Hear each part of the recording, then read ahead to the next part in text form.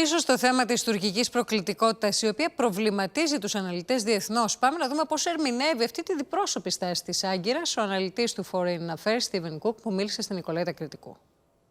Defense ministers Panayotopoulos and Akar met in Brussels and agreed to de-escalate tensions. A few days later, however, Turkey tested a short-range ballistic missile, firing it over the Black Sea.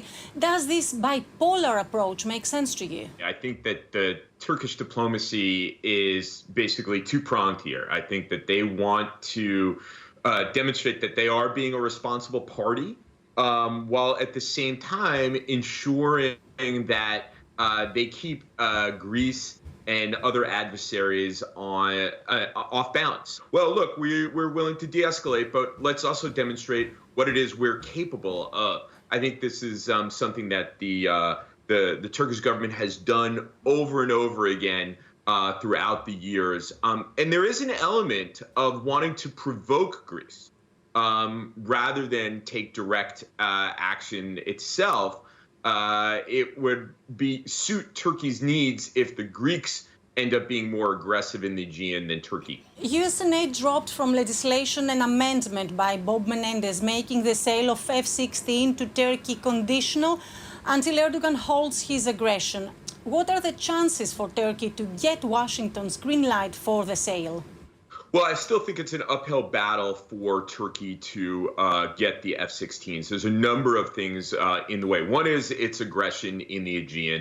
The other is the games that Turkey is playing with Sweden and Finland's bids to become members of NATO. Certainly, President Erdogan wants to be the last leader of a NATO country to give its approval to particularly Sweden's bid to become a member.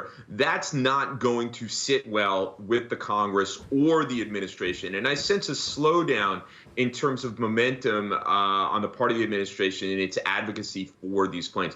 Erdogan verbally is against Russian invasion, but literally backs up Moscow, offering a safe harbor for Russian oligarchs, fostering trade ties, announcing a major gas hub in Turkey. By this way, jeopardizes the effectiveness of sanctions and the sacrifices of European citizens who live an unprecedented crisis. Shouldn't West get a more straightforward stance towards the situation? Well, it's certainly true that Turkey is basically operating in a gray zone, where it is doing all those things that you suggest, as well as verbally supporting Ukrainian sovereignty, selling drones to Ukraine. There have been some signs that the Biden administration is very unhappy with what Turkey is doing. Treasury officials have been in Ankara. The National Security Advisor traveled to Ankara to raise American objections to what is happening. But also keep in mind that Turkey is desperate. Economic mismanagement has compelled President Erdogan to defy his allies, his NATO allies in the West more generally, and not sanction Russia, and in fact welcome significant sums from Russian oligarchs who cooperate with Turkish oligarchs.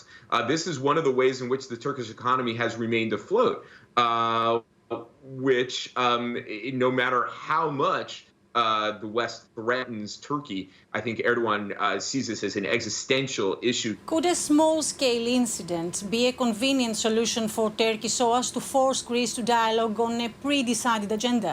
That's something certainly that people in Washington are worried about, that the kind of aggressive actions in the Aegean, Greece being compelled to respond, some type of small reaction, small action that leads to a reaction or some type of miscalculation would lead to violence between two NATO members, forcing a dialogue.